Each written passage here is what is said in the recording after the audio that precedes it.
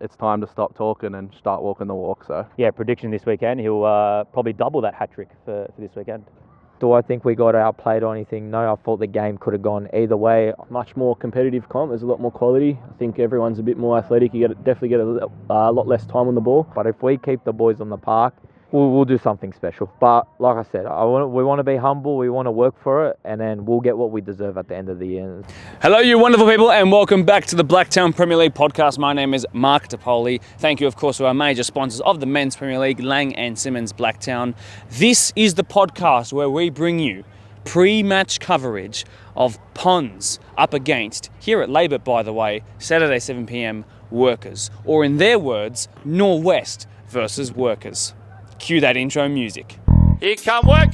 Oh! But it's fallen here towards Icon! Oh my word. To find her teammate in Izzy Grant! And now played and struck! And in! People, Ryan Dominici! And further forward now to Nira! We're all ready to play, and yeah, we'll go out and smoke it this time.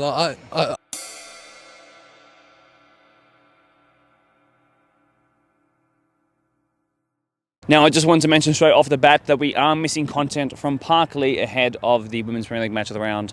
Unfortunately, we just couldn't get the coach and the players secured down to a time slot this week. We have a super long episode as we talk to Ponds and, of course, here at Workers about what their season might look like come September time, if they're both still in the running. But before we get to that point, I do want to, of course, talk about some results. So let's go straight into it now. The Women's Premier League match of the round was, of course, burst open by a debut showing that dazzled from ropes crossing strikers as you're watching now. There are some stellar goals. Of course, ropes came away over Ponds as 5-2 winners. But let's go around the grounds more now. Castle Hill United in a Hills derby beat Norwest 5-1. Kellyville Colts beat Parkley 6-0. After beating Ponds in the first week, Kellyville United fell to one of the Blacktown teams in Quakers Hill Juniors 5-0. And also we said it would be a close one. Marion and Rouse Hill, the Blacktown team, coming away 2-1 winners. What a game that would have been. I'm really sorry for not having graphics for you this week. Unfortunately, I am actually just too busy at the moment to put them together, but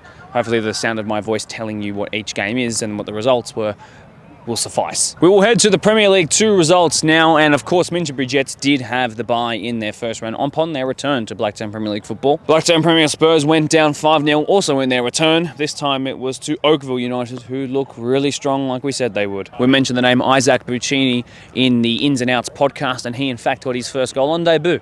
In what you could certainly consider to be the game of the PL2 draw, grand finalist Glenwood went down 4-3 to Parkley in one of the most bat-crazy games I have ever seen. Believe it or not, there was actually no late winners. The winner was actually scored in the 80th minute to make it 4-3, and it was scored by Noah Young as the Parkley boys held on for a 4-3 win. Another absolutely crazy game. You can argue this was even better, but there were far less goals. It was 1-0 in favour of Town Rangers, who beat Blacktown St Pat's with a man down, and in the 94th minute of the game, that would have been some celebrations of the greatest calibre.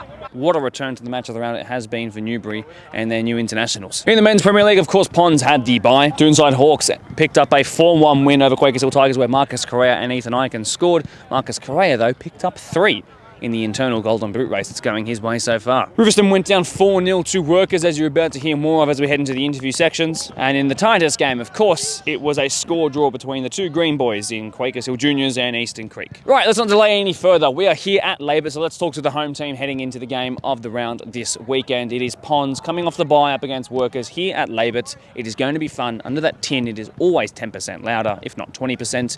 I'm expecting fireworks. Let's go talk to them now. Is this finally the year that Workers take that next step? Well, we're here to find out what they think of what their season holds ahead of them. Ibby, I want to start with you. You're new to the club, but everybody already knows who you are. Answer me the question, answer the comp this question. Why are you here at Blacktown Workers now? Oh, look, there's a lot of reasons, but the main reason is I just needed a change of scenery, change of facilities, change of boys. Although I love the Ponds boys, I just needed a change, essentially. But I'm looking forward to this week. We've started off well, but we've got to continue. What was it about the Blacktown Workers project that made this was the club that you came to in Blacktown and not anybody else? Well, I'm close friends with Tom Guthrie, and I was in communication with him. He talked up the boys a lot. He spoke about how everyone was really welcoming, and it was obviously good facilities, good vibes at training, and he obviously encouraged me to come. So I think that's the few reasons why. Okay. Ippi, we'll come back to you a little bit later on in this segment. Blake, I'm going to pass this microphone down to you. Now, a couple of ropes boys coming in probably means that you won't be having to play centre-back this year, which I think as a quasi-centre-back will be a good sign for you. You can play a bit further forward where you'd probably prefer to.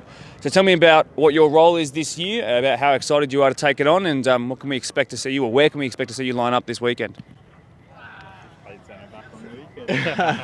Yeah, I mean, I try to be versatile, play where I can for the team. So wherever I'm, I guess, needed, I'll try and play for. Obviously, my preferred position's in midfield, but if I'm needed on the wing, in the back, centre, happy to play wherever. So pretty much just listen to Jace. If he wants me in the mid, I'll play there. But if he wants me in the wing, in the back, I'm happy to do that too. So I guess try the best for the team. We've got a good squad, so I think we'll go hard this year. Karim, welcome to the podcast. I think this is your first time. Would I be correct in saying that? I think so, yeah. Well, this is also your first time representing, of course, Blacktown Workers as well, another one who made the Ponds to Workers switch. Obviously, you spent the year off last year, and early in the season, knee injury derailed things for you, but you went into the technical area and were very popular there by all accounts. What's your role here? Are you back playing? You're in a playing kit with boots on, so what's the plan for you this year? Obviously been a long 18 months of injuries and whatnot, but yeah, it's good to be back. I got back earlier on this year and playing consistently, and as Ippi said, enjoying the new culture, new environment. Great bunch of lads, great coaching staff, very high depth squad, so lots of competition each week, which is something that I wanted, that probably been lacking the last few years. So I extremely happy to just be on the field and grateful to be there. Taylor, let's talk the change in coach this year. Obviously, you're one of the long-serving members of this Workers side. You know exactly what it's like to play across both Resis and First, and for the last couple of years as well. You're also a referee, so I think your ball knowledge is going to be automatically higher than everybody else's. You're welcome, referees. I don't mean it. Tell me about what Jason Charles brings, the Champion of Champions winning coach under his belt, of course. What's he brought this year? Yeah, I'm just, I guess, fresh eyes, fresh perspective. I think, as you said, a few of the boys that came in with me had been here for a while. And although we knew our structure and what we wanted to do, I think it's always good to have fresh perspectives and a fresh vision. So he's brought that to the club. Obviously, as you said, a wealth of experience, his coaching staff as well. And it's just been good. It's given the boys a renewed hunger, a renewed focus. And obviously, as we know, our goal is that title. So if he's going to help us get there, then we're more than happy to have him here. There was also reports of you potentially not playing this year, but you're back. I know we've had a conversation about this, but the competition loves you for your personality and your footballing. So what brought you back? I think I just had a chat with the core bunch of my mates that are in the team, and I think we agreed one more time. I think we had unfinished business. As I said, we want that title, and I think with the team we have, with the new boys we have as well, we have no better year than the present to do it. So we're going to have one more crack and we'll see how we go. One more crack. You heard it here first, exclusive. Karim, just because you have the most coaching experience now, as of last year, talk to me about how 𝐷𝐻 works into this team. So he's a striker who might have been before your time actually at Ponds, but he actually scored a hat-trick against Ponds, so worth mentioning. And obviously that'll help his confidence going into this weekend. In terms of the tactical approach, I think Workers have been missing a designated steadfast number 9. What's he brought in pre-season in round 1, and what can we expect from this season? To be honest, 𝐷𝐻 has been a striker that I've really enjoyed his game the last couple of years, and last year, obviously being a technical boss, you analysed other players much more. He's one of the strikers that was extremely dangerous last year, and once I did see him actually in the Workers jersey and at training in the last few months, or the beginning of this year, it was a good booster for Workers. I think last couple of years Workers have lacked that, as you said, that striking power or just that direct striker. 𝐷𝐻's game is extremely direct, extremely positive, wants to be in the box, wants to score goals. Prediction this weekend, he'll probably double that hat-trick for this weekend. Okay, big words. There's the headline of the episode right there. Let's ramp this up even further. Ippi, I said I'd come back to you, and Danny, don't worry, I haven't forgot about you. Your time in the sun is coming. Ippi, you're joining a team that for the last 3 years in a row, in these colours, has gone out in the same stage of finals and has finished consistently around the sort of out of the top 3 sort of spot when it comes to the minor premiership. You have championship experience, you have minor premiership experience. What do you, among some of the other guys who have joined this team, but particularly you with the pedigree you have in this comp, what do you bring in terms of raising that mentality? Oh, look, I'm not sure if I'm going to be bringing anything new. Like from what I've spoken about with the boys and seen in the training park, they all want to win. You know, they all want to win trophies, win every single game. So that's the sort of competitiveness and mentality that I have every single game. So I think I've adapted well. I fit into the team culture nicely in that sense. But similar to Workers, I haven't won a trophy in the last 3-4 years. so it's we're on the same page. We're working for the same goals, and we're going to be obviously every single week trying to improve to try to get the trophy at the end of the season. That's a pretty honest reflection of the team and of yourself, and I appreciate the honesty. Danny Mac, this is your time in the sun, in the night. I will maintain always that you are the guy who, when I watch, I find that you're someone who can unlock a defence yourself from the base of midfield. My guess, I'm happy to be wrong, my guess is that you're not going to be at the base of the midfield because this guy's going to be behind you, and if you move a bit further forward, you can venture a bit further closer to the box. That's a really exciting thing because you can hit a ball and you can deliver the final ball, as we already know. What's your role this year? What can you reveal? I know you won the penalty against Rivo for the 3rd. And he scored. There you go. News to me as well because I wasn't there for the first 2. So, and you scored as well. So tell me about what your role is this year. Is it new and is it more exciting? Yeah, like you said, Ivy coming into the team has helped me go a bit more forward, which is where I prefer to play. I've always preferred to play there through my juniors and everything. I think it's going to be a good year for us with the versatility we have. Like, we're able to shift guys around, I can play deeper, I can play more forward. It's ideal for me, it's ideal for everyone, and I'm looking forward to this season. It was this time last year, and I'm going to get you to touch on this as well, Blake, but I'm going to go back to you now first. Danny, you're the captain this year, and that's a really exciting thing. It was this time last year I was doing podcasts with Workers, and I had the former coach telling me that training numbers weren't quite good enough. There's 30 people here, and there's about 15 people standing here for this podcast. So exciting to know that there's been some progression in that sense. What does the vibe feel like around Labour this year, in that sort of training sense? It's very positive so far. Very different to the last couple of years. Nothing against the boys we had here or the coaching staff we had here. We all got along very well, but I know this year feels different. The culture feels different. A lot of new players, and yeah, it's been good so far. I can't complain. Anything to add? Yeah, I think we're just all on the same page, like Ibby said. I think the culture's really good. Jason, the coaching staff, have brought in, like Tay said, fresh set of eyes. So I think we all have similar goals and just want to work hard this year. So we've built a pretty good camaraderie with the boys, have good banter throughout training and on game days as well. So looking forward to it. Should be good. Thank you very much. Penultimate question. Talon, reserve grade winners again last year against a team that was really heating up in Doonside towards the end of the season.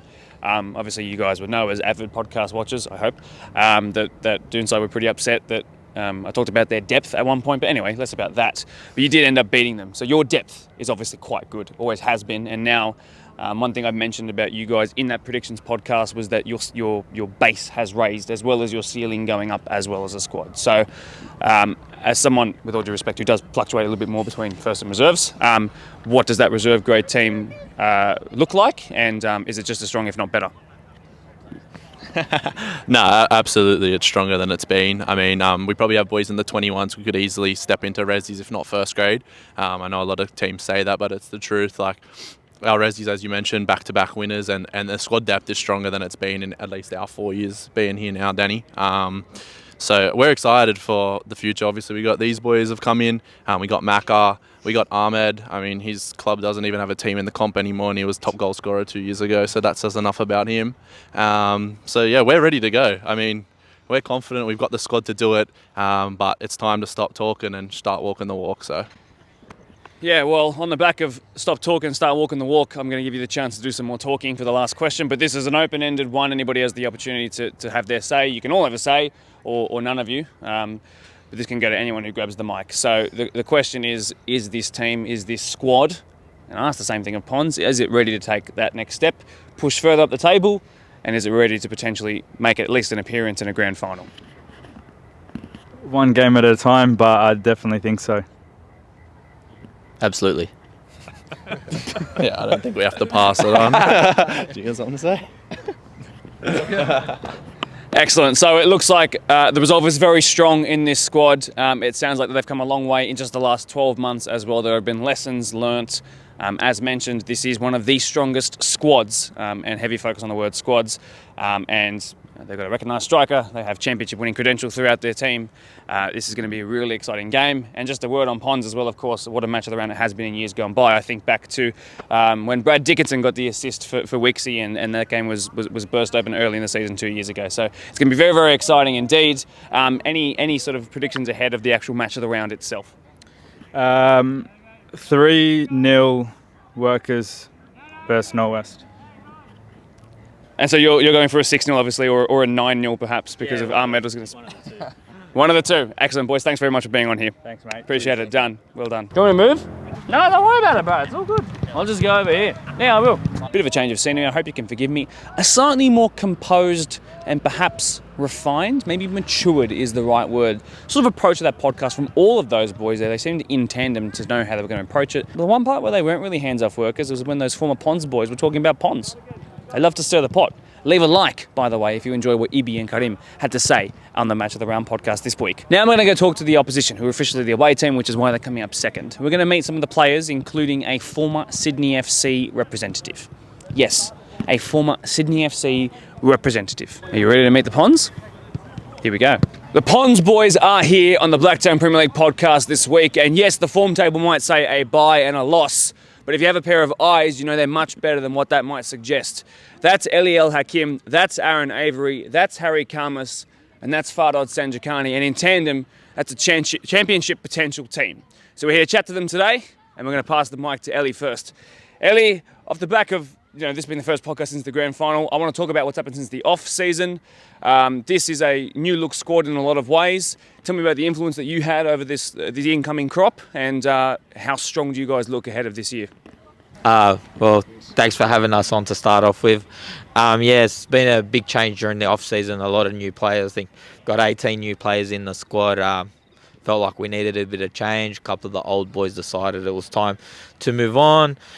Things like that. Everything sort of just worked out how it needed. And obviously we chased up a couple of players. And as you can see, there's 2 of them here that are new and a couple of other boys as well. We actually really wanted it. We ended up getting them over. So been a pretty good pre-season. I don't think we lost the game in trials, but obviously we dropped the game against Marion, our first game, which wasn't the best for us. But yeah, we move on, train hard, and get ready for Workers. Aaron, welcome to the competition. You're new to Blacktown.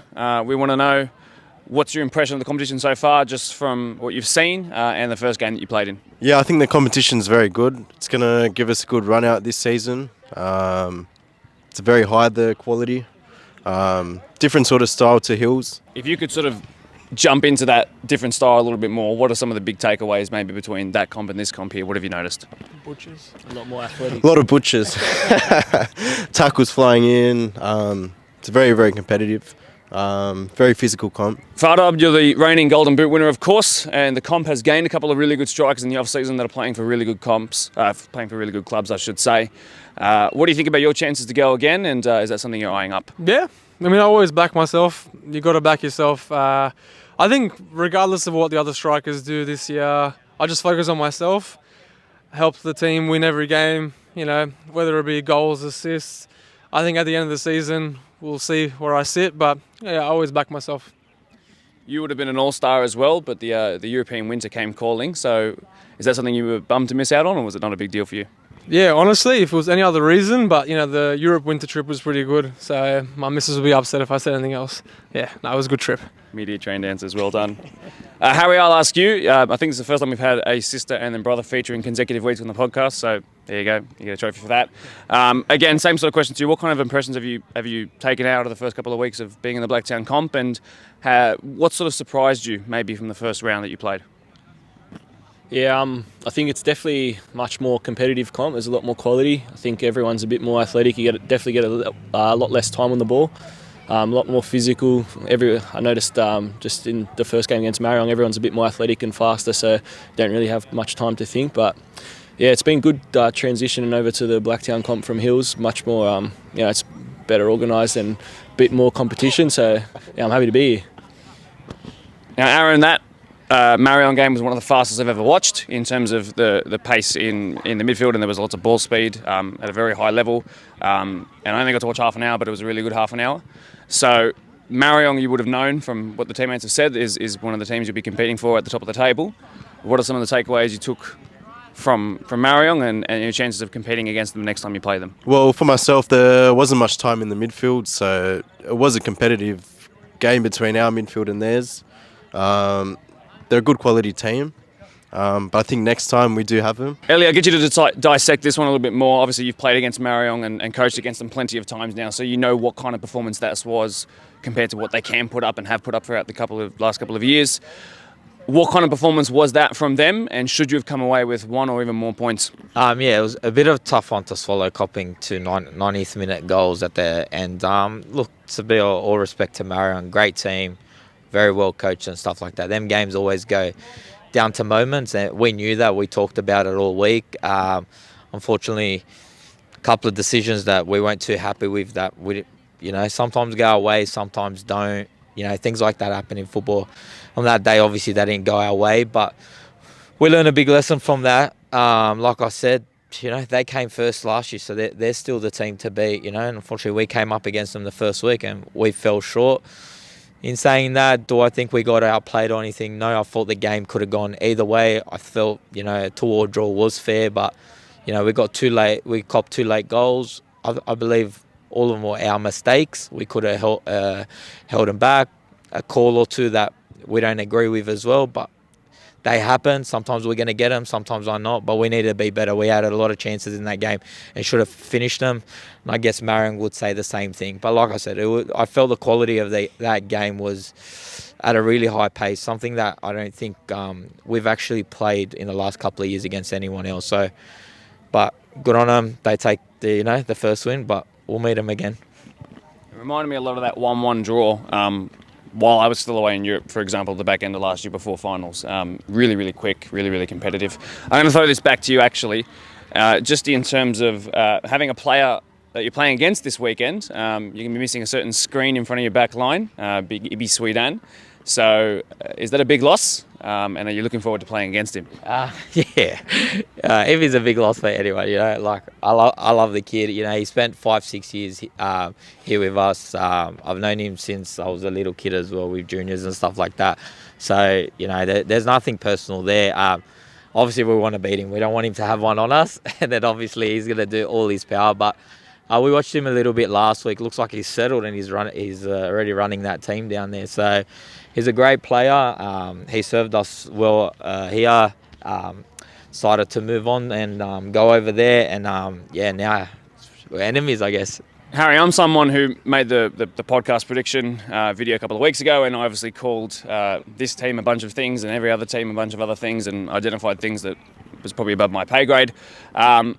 One thing I do think, though, is that every game will count as a 6-pointer, especially against big teams like Marion, like up against you guys as a 6-pointer. Does this feel like an early 6-pointer, even though there's still 16 rounds to come after this? Yeah, I definitely think so, especially coming off the bye. Obviously, we got 0 points to our name coming off a bye and a loss, so don't want to be 3 rounds in with no points to your name. So we'll be doing all we can to make sure we get the result. Dodd, just in terms of the way you attack and the way you like to get on the end of chances, you have arguably better attacking talent around you this year, depending on who you ask. With that, does your responsibility become a bit more shared now? Are you looking to find your left and rights a little bit more, or is everything going to start and sort of end, or particularly end, with your right boot on it? Yeah, I always like to put them in the net, but I think as a squad we have a bit more firepower up front this year. Last year was good. Hopefully Avery does what he was in the preseason, score some goals, take the pressure off me a little bit.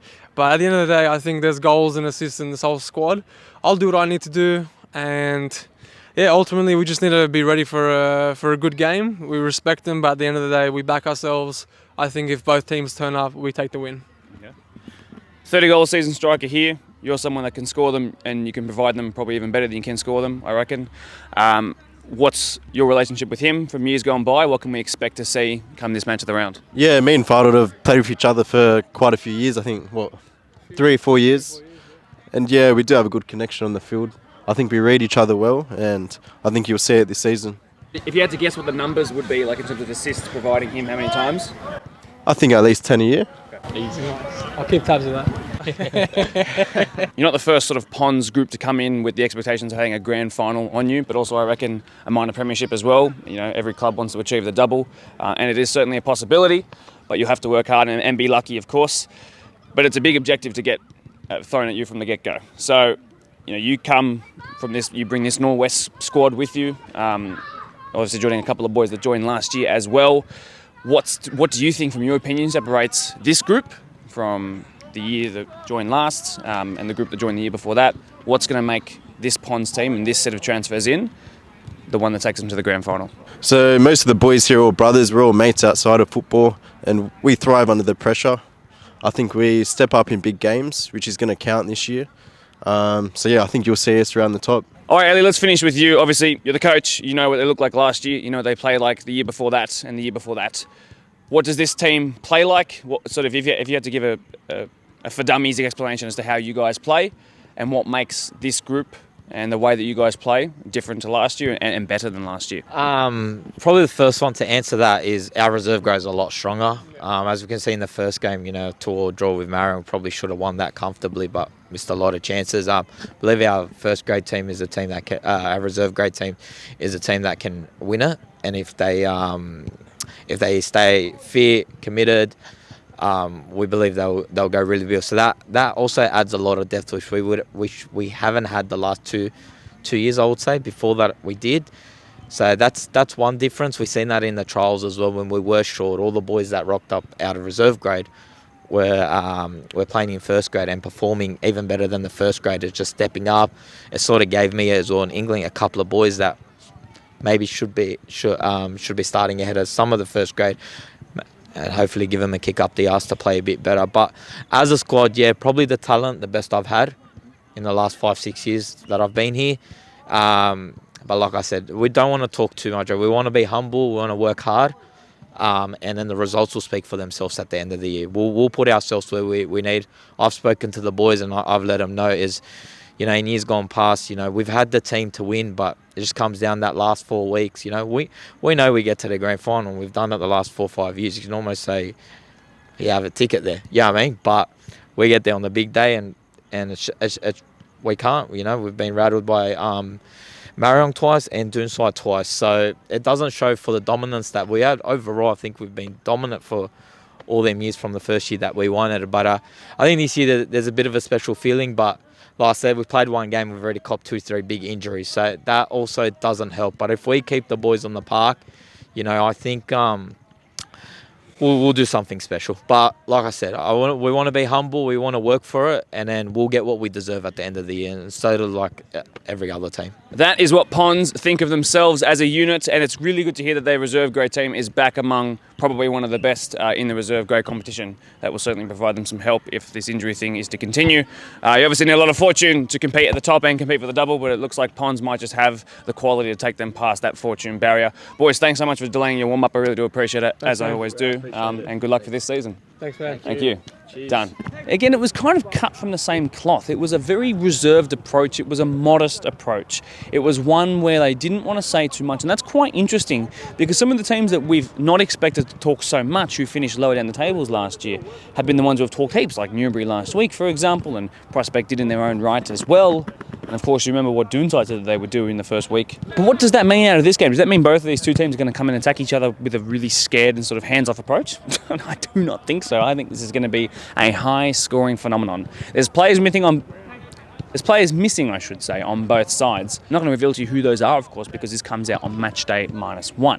So I'll keep tight-lipped about it for now. Right, time for some fixtures. Kellyville looking to go 3 from 3 as they take on Castle Hill United. All Hills affairs to start us off as Norwest take on Rousehill Rams. Holroyd and Parkley was a grand final one time, but after Holroyd have dismantled 2 teams in the opening 2 rounds and Parkley got beaten 6-0, is it going to be a close one? I'm not sure. We would have found out on the podcast this week if we could have got them on. Marion looking to go 3 from 3 as well as they take on Kellyville United, and off the back of their last result, they probably should. Quakers Junior is also looking to go 3 from 3 as they take on Ponds, as Ponds look to recover from their match of the round showing. And finally, Ropes Crossing Strikers, they've gone from 9-0 down to 5-2 up, and now they're playing Quakers Hill Tigers. Game of the round has to be the first year, inaugural year, grand final replay. Let's hope Parkley can have a better showing than 6-0 like last week. Again, I'm sorry there's no graphic, but you'll just have to bear with me this week. I'm just a bit too busy. Blacktown Premier Spurs have the bye in PL2. Lang and Simmons Blacktown Men's Premier League 2 return for Minchinbury Jets as they take on the grand final winners in Glenroyd. Wow. In Glenwood. Prospect United take on what is going to be a high-flying Parkley side. After what some Pats did to Town Rangers almost in round 1, I think a game up against Oakville could be really good fun. And then interestingly on Sunday at 1 p.m. in the afternoon, very strange indeed. Yes, I'm just looking at my phone to make sure. Newbury will take on Town Rangers. Now that is the game of the round. At least in PL2, of course, because we come here to Labour to watch Ponds take on Workers. Quakers Hill Tigers have the bye. Polonia Rams take on Doonside Hawks, and the Shane Birds versus Julian Baumbach Quakers versus Rivo Derby is in fact on the cards as well. But just don't forget that at 7 p.m, not 6 like usual, 7 p.m, the match of the round, come here to Labour. You've got enough time after your game to go to the pub, have a feed, and then make your way here. Right, you've seen 2, I think, fantastic and very insightful interviews. You know what the results are from last week. You know what the fixtures are heading into this weekend. You know my name is Mark DePoli, and you know that this is the greatest podcast simply to ever exist in association sporting history. So if you do agree or even slightly think that I might have some semblance of truth in the words that I'm uttering right now, late on a Thursday night, please, for the love of all that is holy and round and a ball, press that like button. A reminder as well, if you are enjoying the content that you're seeing here on the Blacktown Premier League podcast, please do hit a like. I want to thank you all for the first 4 episodes rendering some of the highest view counts, like counts, retention counts, and interactions that we're having online that we've ever had. Keep this up. It is smashing. I love it. But it's fallen here towards Icon! Oh my word. And now played and struck and in! Further forward now Tagira! Ryan Dominici! Wants a second goal. Isabel Greb should have a second goal! And finishes with ease!